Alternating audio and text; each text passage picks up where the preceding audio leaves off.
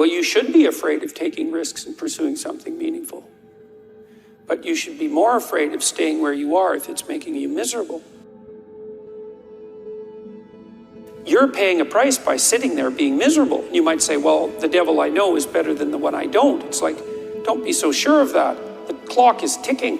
Yeah, and if you're miserable in your job now and you change nothing, in 5 years, you'll be much more miserable and you'll be a lot older.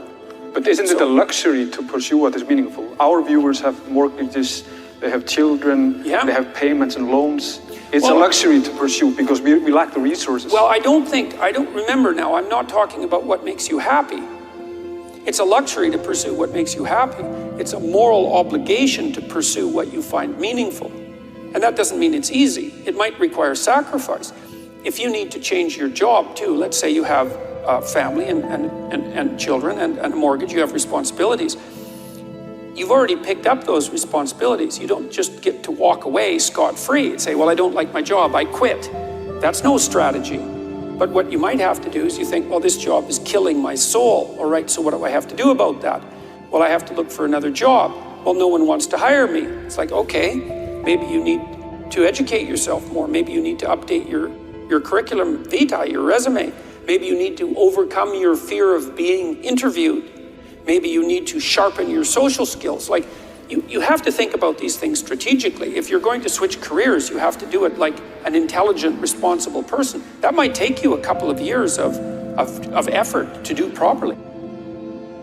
We're built for struggle, us human beings. We're built to contend with the world. We're built to contend with reality. You want a challenge, and the best way that you can take on a challenge, because a challenge fortifies you. So you don't want to be secure, you want to be strong. And you get strong by taking on optimal challenges.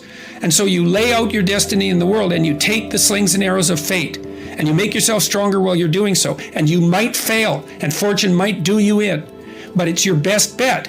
And you know, people have extracted unbelievable successes out of catastrophic failures.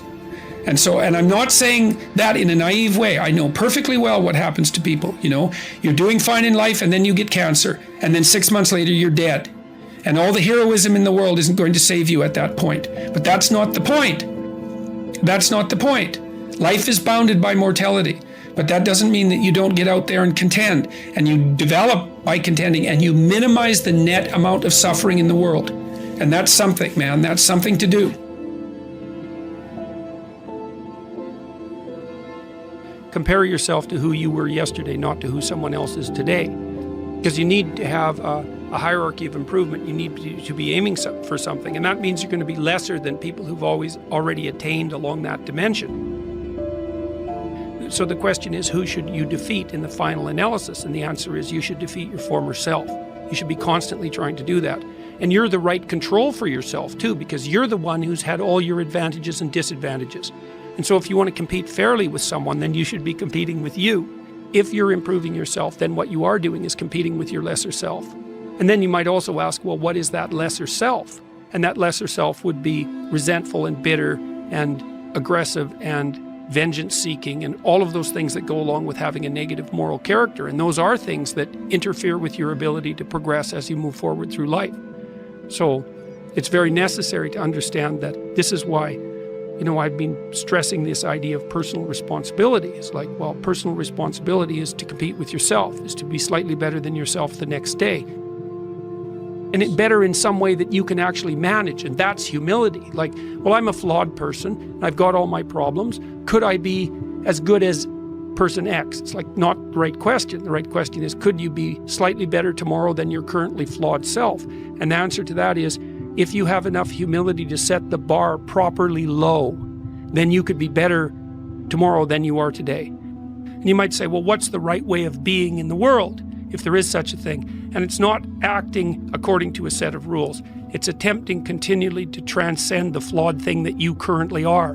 And what's so interesting about that is that the meaning in life is to be found in that pursuit.